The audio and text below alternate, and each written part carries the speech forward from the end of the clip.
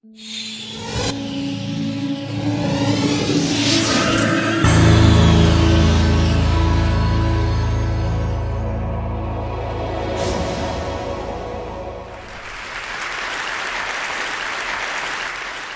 imagine a big explosion as you climb through 3,000 feet.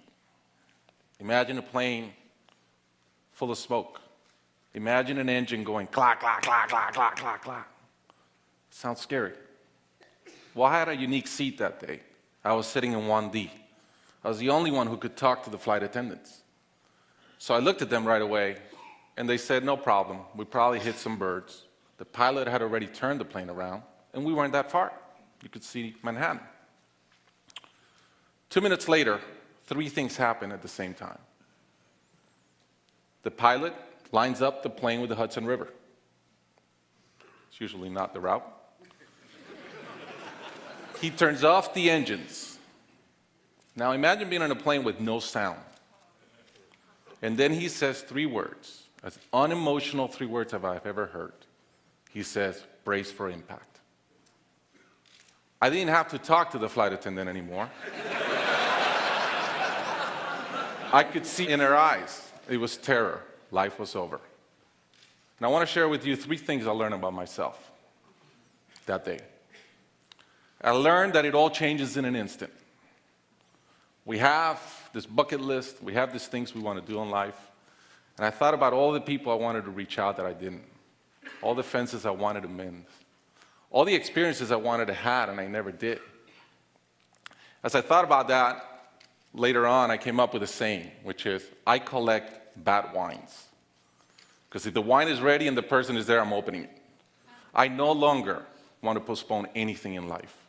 And that urgency, that purpose has really changed my life. The second thing I learned that day, and this is as we clear the George Washington Bridge, which was by not a lot, I thought about, wow, I really feel one real regret. I've lived a good life. In my own humanity and mistakes, I've tried to get better at everything I've tried. But in my humanity, I also allow my ego to get in.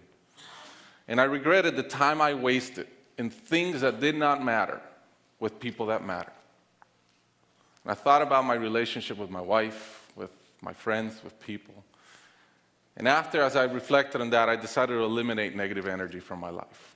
It's not perfect. It's a lot better. I've not had a fight with my wife in 2 years. It feels great. I'm no longer trying to be right. I choose to be happy.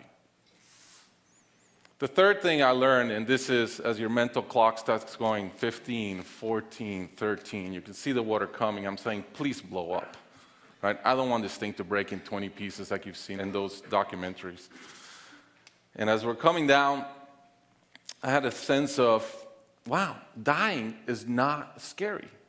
It's almost like we've been preparing for it our whole lives. But it was very sad.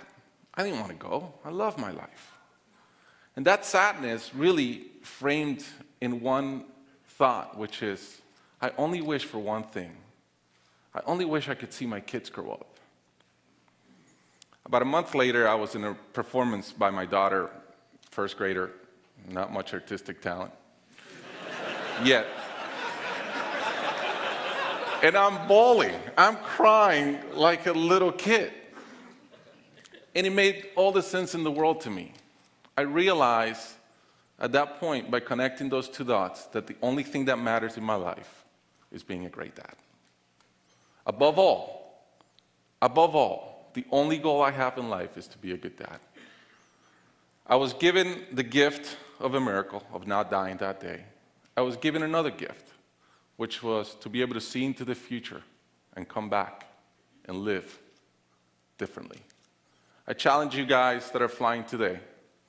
Imagine the same thing happens on your plane, and please don't. But imagine, and how would you change? What would you get done that you're waiting to get done because you think you'll be here forever? How would you change your relationships and the negative energy in them? And more than anything, are you being the best parent you can? Thank you.